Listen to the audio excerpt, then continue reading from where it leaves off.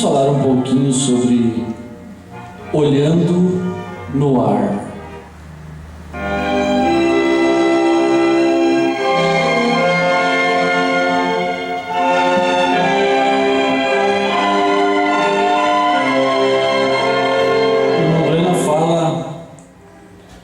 Sobre olhar, ver, enxergar, e em várias mensagens sobre os gregos que desejaram ver Jesus.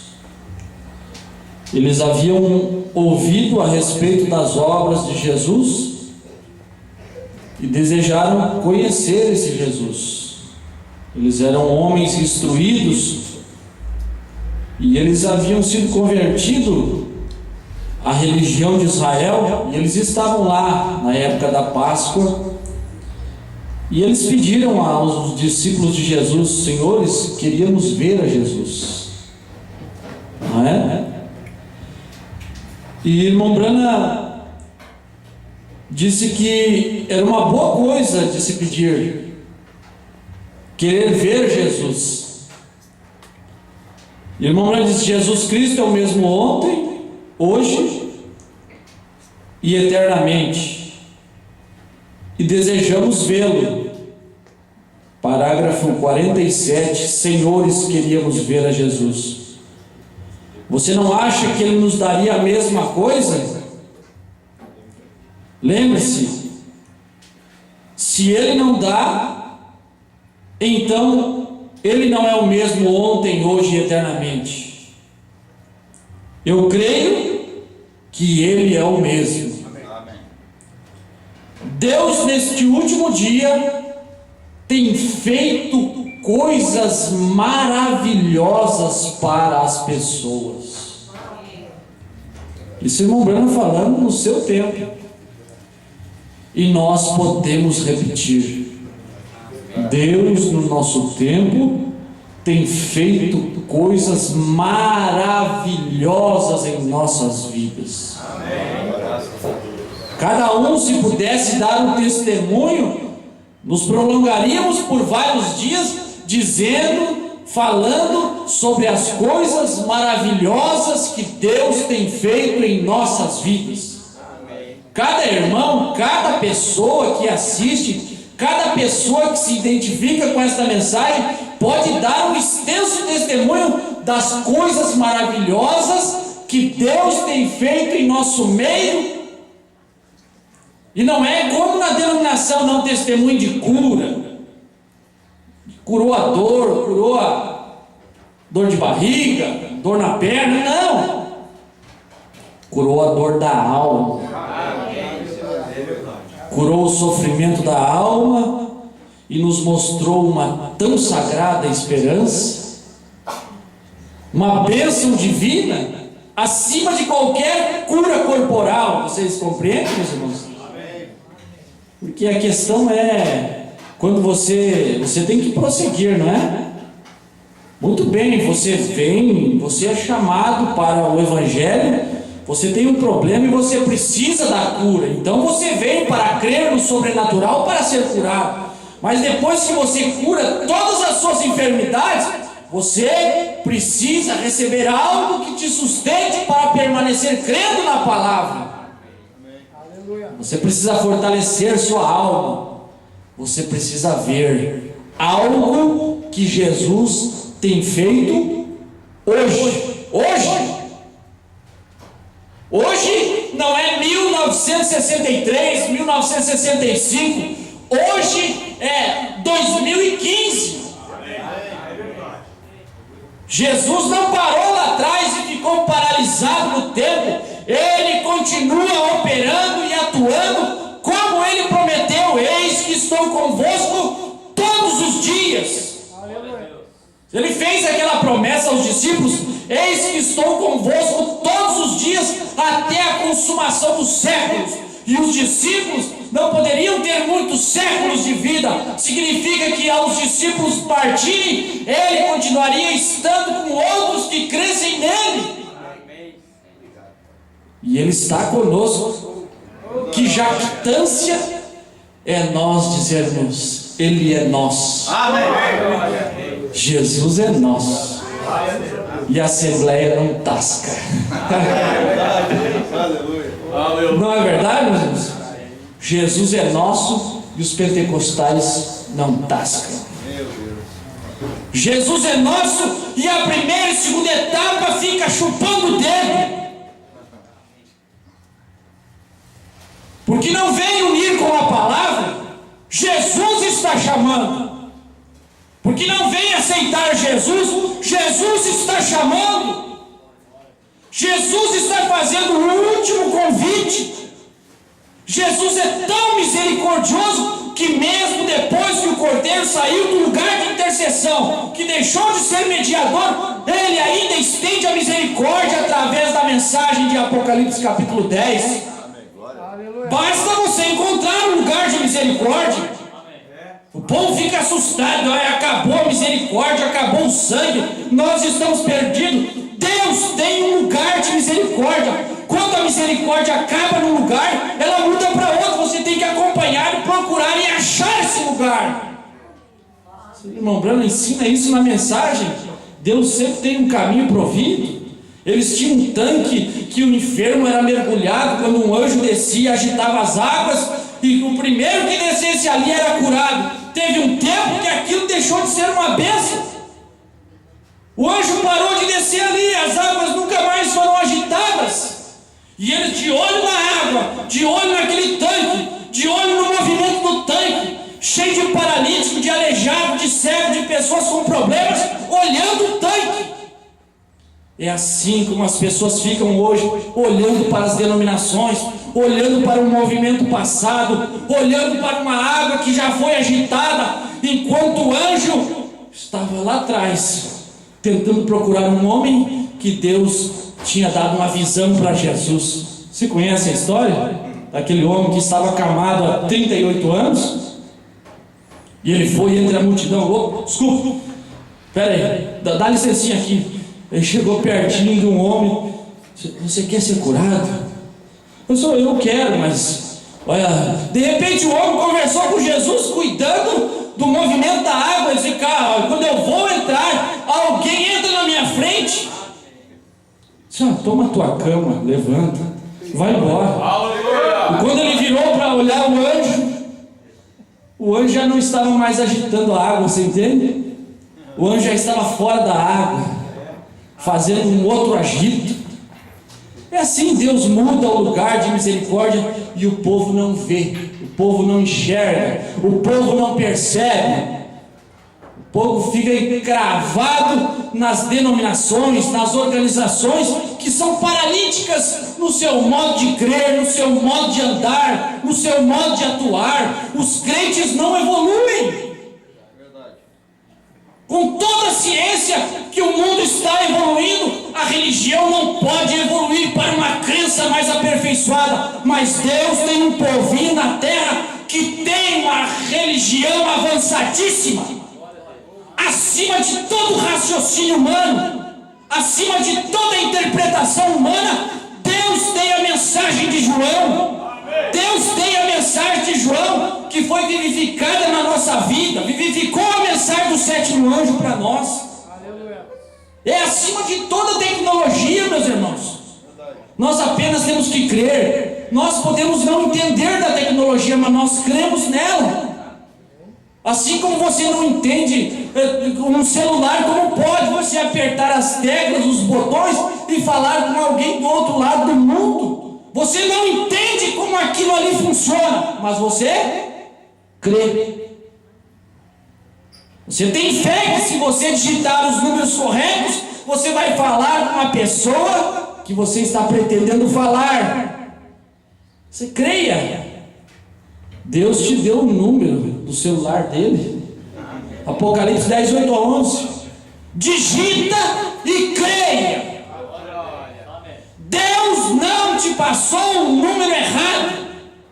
Deus não te enganou, Ele te deu o número certo. O número errado é Satanás quem quer te dar. O endereço errado é o diabo que quer te dar. E o diabo tem muito número, muitas portas. para você olhar na coisa errada, na coisa falsa, na coisa que é a mentira, porque é fácil, meus irmãos, o caminho largo, o mundo, as denominações. Jesus mesmo já nos orientou, dizendo que largo e espaçoso é o caminho que conduz à perdição, e apertado e estreito o caminho que conduz à vida, e poucos há que o encontrem. Você entende? Você entende a coisa maravilhosa que Ele tem feito em nossas vidas? Porque o pouco, nós estamos incluídos no pouco há que a encontre. Poucos têm esse privilégio.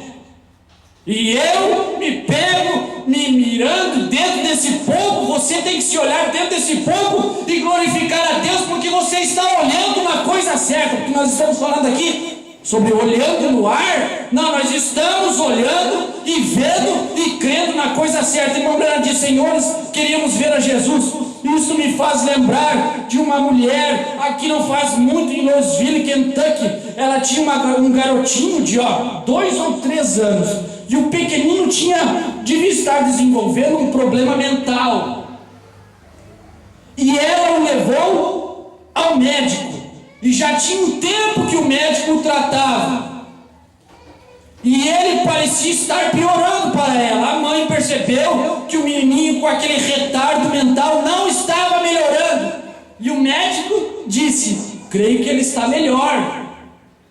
Você entende, meus irmãos?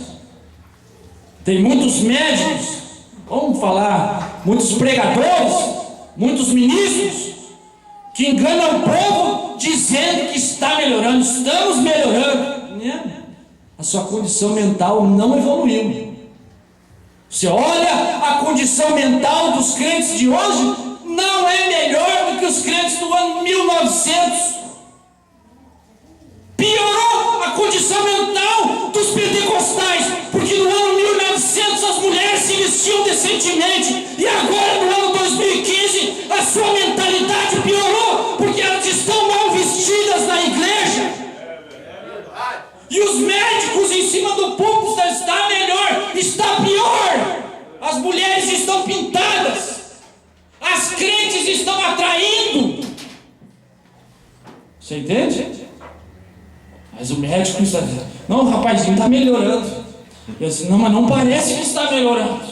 Então ela saiu na rua e ela testou para ver o sinal. Ela levou a uma loja com mercadoria de 10 centavos. Certo? Pegou o menininho, saiu porta fora e entrou numa lojinha de 10 centavos. Para nós aqui no Brasil, essas lojinhas de R$1,99, digamos assim. E ela pegou alguma coisinha que deveria atrair a atenção deste menininho, e ele não olhou para aquilo. E ela foi a outro balcão e apanhou algo que deveria atrair sua atenção. Meus irmãos, o que chama a nossa atenção para que nós olhemos? Meus irmãos, se a nossa atenção está baseada em grandes templos, em grandes igrejas, nós não seremos atraídos, porque este povinho não tem grandes igrejas. Se você que está pensando em crer nessa mensagem e unir com este povo, pensar que você vai ter um grande grupo de pessoas, uma irmandade ao seu redor, você não será atraído. Você vê assim, quando a câmera passa e alguns irmãos, é um de uma cidade, outro de 100 quilômetros daqui, outro de 30 quilômetros, outro de 200 quilômetros, outro de 1000 quilômetros. É um povinho espalhado que não tem jeito de juntar. Não tem jeito de juntar número. É a condição da mensagem do dia. Mas você olhar na televisão, junta gente, não é verdade? Mas no que eles estão olhando, meus irmãos? No que é que aquele povo está olhando? Aquele povo não está olhando para a salvação da sua alma. Aquele povo só dá testemunho que estão precisando de uma cura, de um emprego. Às vezes eu chego: eu estava precisando. Você vê que não tem nenhum testemunho de alguém. Tem aqui algum irmão que estava ansiando conhecer Jesus e salvar sua alma, e porventura foi salvo e veio dar o testemunho? Não, ele não vai perder o tempo precioso da dizendo que alguém foi salvo. Não, tem que mostrar uma cura para arrepiar o povo do outro lado, para o povo enviar dinheiro para eles. Entende? Porque o próprio pregador está olhando nisso. Ele está olhando no desenvolvimento financeiro da igreja, na obra, no financeiro, no crescimento. E depois que aquilo se tornar mega, aí a corrupção tem que entrar, a corrupção tem que imperar, porque é uma organização, é uma denominação. Você entende? Nós somos criados numa, digamos assim, denominação. Meus irmãos, eu vou deixar isso quieto, certo? Mas se torna grande, e o tempo passa, e a condição mental retarda, e eles têm que concordar com o pecado, porque cresceu tanto que tem que manter o patrimônio. Talvez o pastor, o pregador, ele cresce tanto que o patrimônio desenvolve, que quando a mensagem chega e ele vê que é verdade, ele não pode aceitar, porque ele tem que manter o patrimônio. Ele vai perder o patrimônio, ele vai perder a igreja, ele vai perder os membros, o dízimo vai diminuir, ele não pode aceitar a mensagem de João.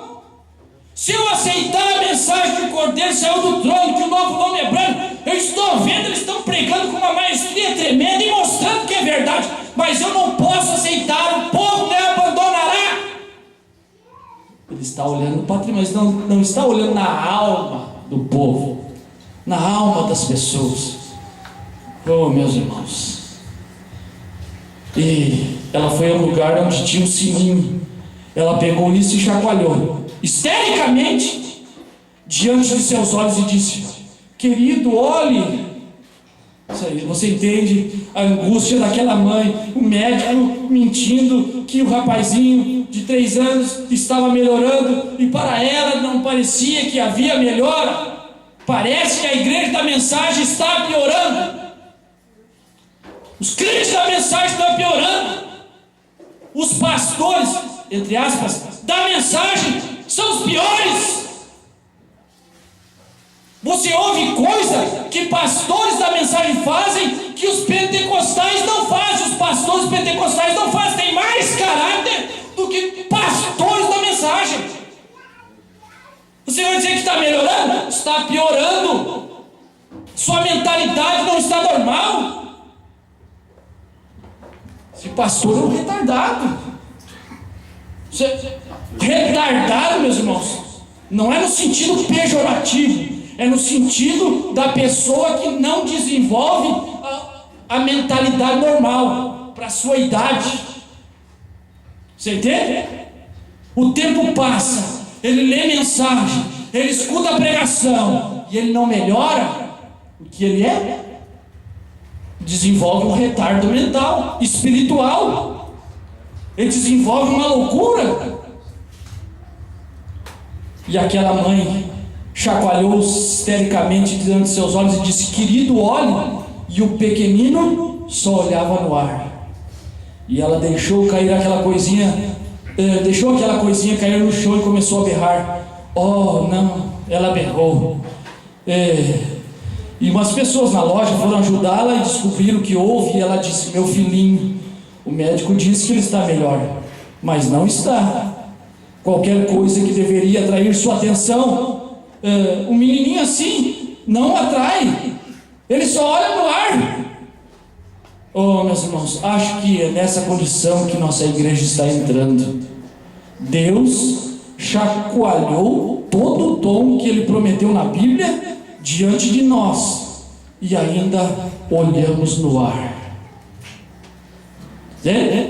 Hoje Deus está chacoalhando João diante das pessoas assim, através do CD, através da internet. Deus está chacoalhando o ministério da noiva diante das pessoas, e as pessoas olhando no ar. Aí o pregador diz: não, você está melhorando. Não, você não está melhorando. Quando Branham foi chacoalhado lá nos Estados Unidos diante das pessoas, chamaram ele de Beelzebub. Um escritor alemão disse, ó, dentre todos os demônios, o que mais se sobressai se chama William Branham. Deus chacoalhou Jesus diante dos judeus, foi chamado de Beelzebu também. Não te assuste se nós somos chamados de demônio. Deus está nos chacoalhando diante do povo. Deus está nos chacoalhando diante do mundo. Mas o que o mundo faz? Olha no ar, com um retardo, com um atraso, sem percepção. Mas graças a Deus, que quando Deus chacoalhou diante de nós, a palavra da hora nos despertou. Aleluia. A era terminou. Opa! O cordeiro saiu do trono. É mais um que Deus chacoalha. Novo nome, Branham. Você fica feliz querendo agarrar o brinquedinho. Me dá, papai, me dá 7 trovões. Aí Deus chacoalha a mensagem, um homem só. Eu quero. Aí, meus irmãos, primeiramente, nós nem precisamos ser levados ao médico, porque estamos bem de mente. Amém. Estamos sãos espirituais. Essa é a pura palavra de Deus. Para nós encerrarmos, meus irmãos, estávamos comentando com o pastor este tempo atrás, se isto que estamos crendo, que estamos vendo, não for verdade, se a mensagem um homem só de João, que tomou o livro da mão do sétimo anjo, não for verdade, que se já não aconteceu, nós temos que esperar vir um João. Certo? Então nós esperaremos. Enquanto João não aparecer, vamos esperar. Quando João aparecer, então todos iremos crer nele. A mensagem de um homem só. Amém. Conforme diz a palavra de Deus. É nisso que estamos olhando. Amém, meus irmãos? Deus nos abençoe.